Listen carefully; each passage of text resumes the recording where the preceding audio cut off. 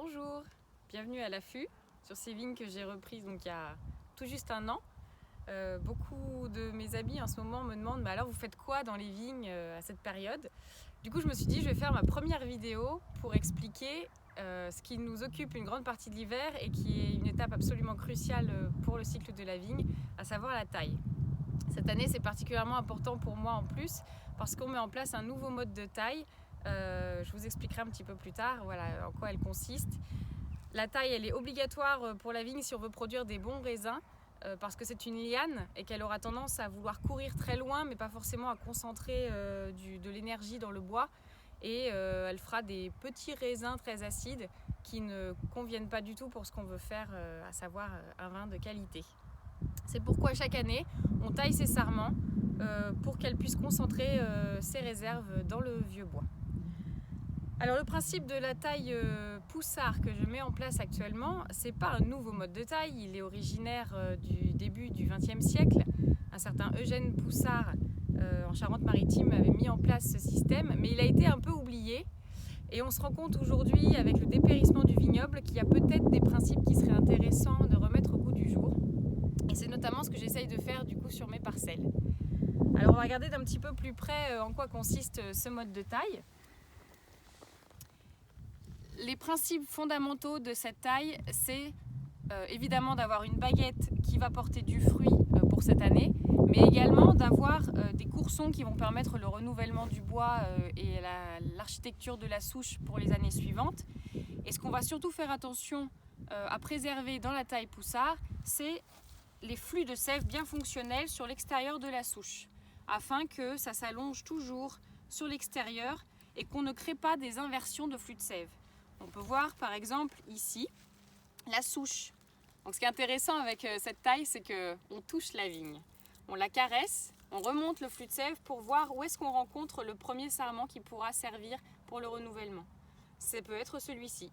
On voit que l'année dernière, le tailleur avait choisi ce sarment-là, ce qui obligeait la sève à repartir, à traverser et à repartir dans l'autre sens. Ça s'appelle une inversion de flux de sève. Au bout de 6 à 8 inversions, la souche risque de péricliter. Donc c'est un élément très important pour la longévité des cèpes.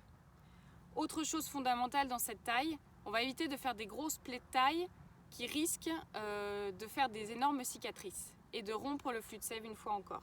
Par exemple, si je coupais ici à ras, j'aurais un gros cône de dessèchement à l'intérieur du bois qui empêcherait la sève de circuler et qui créerait du bois mort dans lequel les champignons s'installeraient et à terme ferait mourir le cèpe.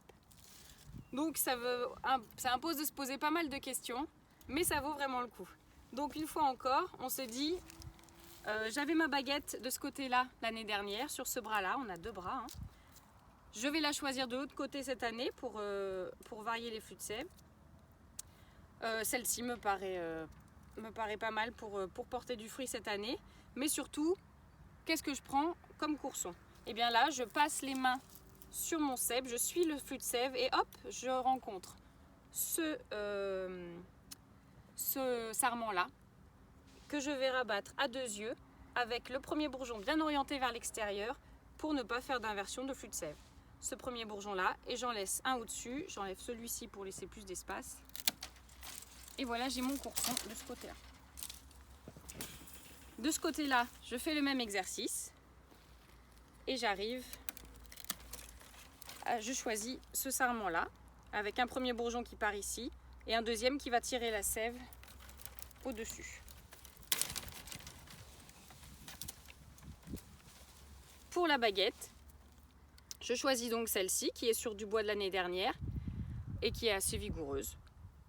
Et là pour la longueur, je ne vais pas forcément être systématique, 6, 8, 10 yeux. L'important c'est vraiment d'adapter. Ma baguette de l'année dernière faisait 8 yeux. Elle est pas mal, mais ça ne sert à rien d'allonger plus. Donc je vais rester aussi à 8 yeux cette année. 2, 4, 6, 8. Et tout le reste, j'éneute, c'est-à-dire que j'enlève les bourgeons supérieurs pour ne pas qu'il y ait trop de production, mais je laisse quand même du bois, de la longueur de bois pour pouvoir attacher ensuite correctement ma baguette sur le fil. Je nettoie un peu ma baguette.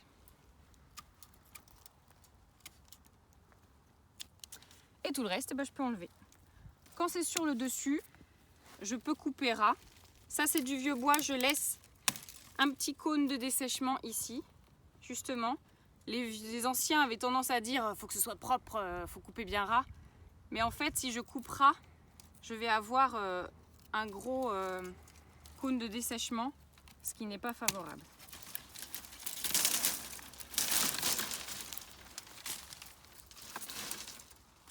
Et je peux éliminer tout le reste.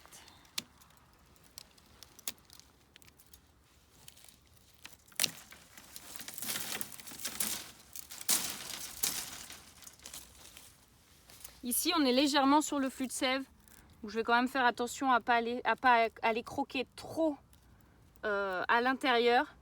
Je laisse un petit peu quand même, de sorte que ça ait la possibilité de cicatriser. Et voilà, je me retrouve avec ma baguette de cette année qu'on va ensuite venir plier sur le fil et attacher.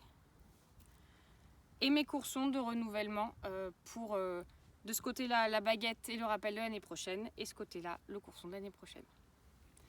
Voilà, j'espère que ça vous aura un petit peu éclairé. N'hésitez pas à poser des questions en commentaire si vous voulez en savoir plus. À très bientôt.